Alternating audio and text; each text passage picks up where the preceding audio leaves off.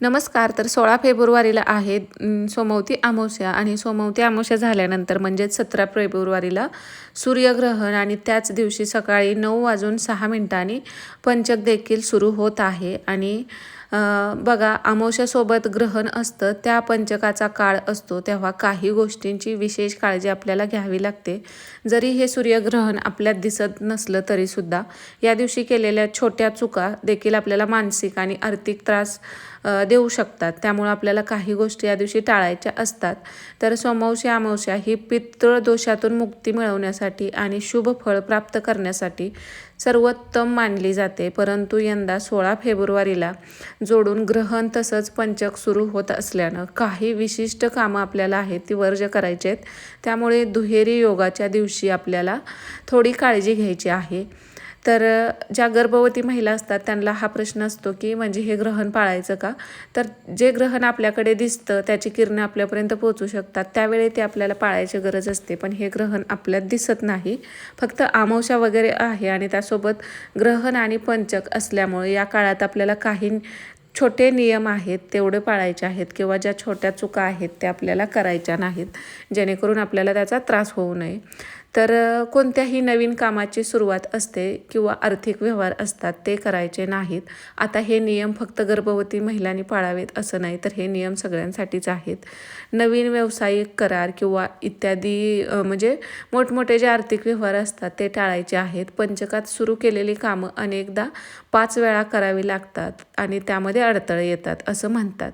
त्यामुळं अमावस्या ग्रहण या तिथी शुभ कार्यासाठी वर्ज्य मानल्या जातात.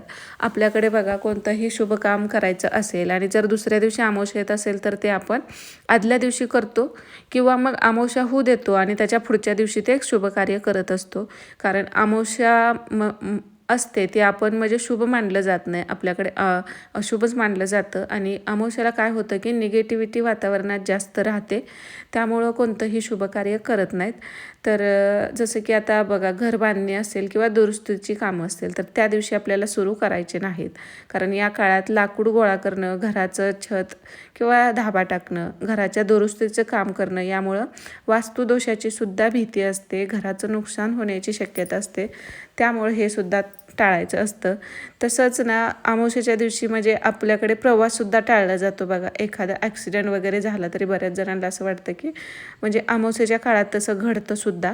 त्यामुळं आपल्याला दक्षिण दिशेचा प्रवास आहे तो टाळायचा आहे, कारण दक्षिण दिशा ही यमदेवाची मानली जाते आणि विशेषतः अमावस्येच्या दिवशी हा प्रवास अधिक त्रासदायक ठरू शकतो. त्यामुळे शक्यतो आपल्याला दक्षिण दिशेचा प्रवास असेल तो टाळायचा आहे. बरेच जण म्हणजे अमावस्येला आपण एखाद्या नवीन कामासाठी जात असेल, तिथून त्या दिवसापासून आपलं काम सुरू होत असेल तर अमावस्येच्या दिवशी निघत नाहीत आपल्याकडे. 1 दिवस आधी किंवा 1 दिवस नंतर असं गेलं जातं. तर तेच सांगितलं आहे की दक्षिण दिशेला आपल्याला प्रवास करायचा नाही.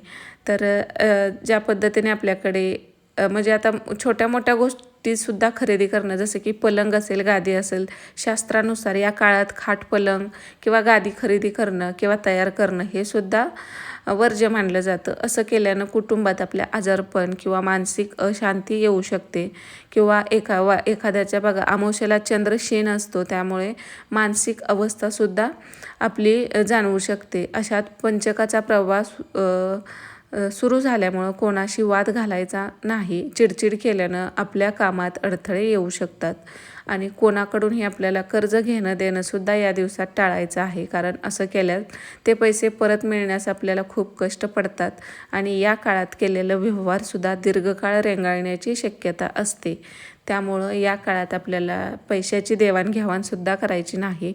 तुळशीची पानं तोडणं किंवा झाड कापणं हे सुद्धा या दिवशी करायचं नाही, कारण झाडाला आपण ह्या पंचकात जर कोणत्याही झाडाला किंवा अमावस्येत आपण इजा पोचवायची नसते. तुळशीची पानं तोडणं देखील महापाप मानलं जातं आणि पूजेसाठी आदल्या दिवशी आपण पानं तोडून ठेवू शकतो. तर शुभ परिणाम देण्यासाठी आपल्याला काय करायचं आहे, म्हणजेच की सूर्यग्रहण तर आहे, जरी आपल्याकडे दिसत नसलं तरी सोमवती अमावस्या आहे म्हणून आपल्याला सकाळी अंघोळ आपल्याला 9 वाजेपर्यंत तरी अंघोळी उरकून घ्यायची आहे. आणि जे काही तुम्ही अमावस्याला किंवा ग्रहण असेल तर अशा काळात आपल्याकडे दान दिलं जातं. तर सोमवती अमावस्येला सुद्धा दान देण्याचं खूप महत्त्व आहे.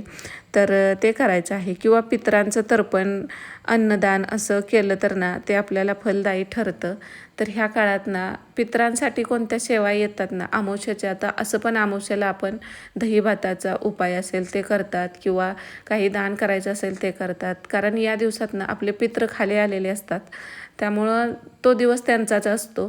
त्यामुळं आपल्या वातावरणात सुद्धा निगेटिव्हिटी असते, अशांतता राहते थोडी. त्यामुळं तुम्ही थोडंफार दान पुण्य केलं तर त्याचं चांगलं फळ तुम्हाला मिळणार आहे.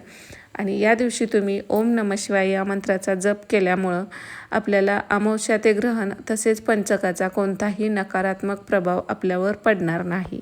आता हे ग्रहण आहे म्हटल्यानंतर ज्या गर्भवती महिला आहेत तर त्या थोडी जास्त काळजी करतात. आता इतर महिला एवढं लक्ष देत नाहीत अमावस्या आहे की नाही, पण गर्भवती महिला आहेत तर त्यांना म्हणजे ग्रहण असेल अमावस्या असेल तर थोडी काळजी घेतली जाते. तर त्या महिलांनी किंवा सगळ्यांनीच जर तुम्ही अमावस्याचं किंवा सोमवती अमावस्या आहे तर त्या निमित्ताने तुम्ही ओम नमः शिवाय ह्या मंत्राचा जप करू शकता. असं केल्यामुळं आपल्याला म्हणजे ती निगेटिव्हिटी आपल्यापर्यंत पोचत नाही, एक प्रकारची पॉझिटिव्हिटी आपल्या ह्याच्यात राहते. त्यामुळं तो उपायसुद्धा तुम्ही करू शकता. बऱ्याच गर्भवती महिलांना पडलेला हा प्रश्न असा असतो की आता हे सूर्यग्रहण जरी आपल्यात दिसत नाही तर मग हे आपण पाळायचे का? आपल्याकडे बघा ज्यावेळेस सूर्यग्रहण असू द्यात किंवा चंद्रग्रहण असेल तर सगळ्या गर्भवती महिला ते ग्रहण पाळतात. आणि त्या वेळात म्हणजे जो वेद असतो काही काळाचा तेवढ्या वेळात ते नियम पाळले जातात. जास्त कडक राहिलं पण आपण काही चिरायचं असेल किंवा कुठं बाहेर जाणं असेल तर हे टाळलं जातं. कारण नियम जरी छोटे असले तरी म्हणजे त्यावेळी आपल्याला ज्यावेळी गर्भवती ज्या महिला असतात तर त्यावेळी ती रिस्क घेणं बरोबर वाटत नाही. त्यामुळं शक्यतो ते आपल्याकडे दिसत असतं त्यावेळी आपण पाळतोच. पण ह्यावेळी ज्या गर्भवती महिला आहेत त्यांना हे ग्रहण पाळण्याची गरज नाही. पण ह्या ग्रहणाचा जो काळ आहे तो संपल्यानंतर तुम्हाला दान वगैरे द्यायचं असेल तर ते देऊ शकता, कारण ते शुभ मानलं जातं. आणि सोमवती अमावस्यासुद्धा त्यावेळी आता म्हणजे दोन्ही एकत्र आलेलं आहे, म्हणजे लगेचच दुसऱ्या दिवशी ग्रहण आल्यामुळं. तर अशी छोटी मोठी दानं तुम्हाला जसं शक्य आहे ते करू शकता. आणि अमावस्याला कसं आपण दान सोमवती अमावस्या थोडी खास मानली जाते, तर ह्या अमावस्याला म्हणजे हा पितरांसाठीच असतं. त्यामुळे दान केलं तर म्हणजे आपले पितरसुद्धा खुश होतात आणि आपल्याला आशीर्वाद देतात.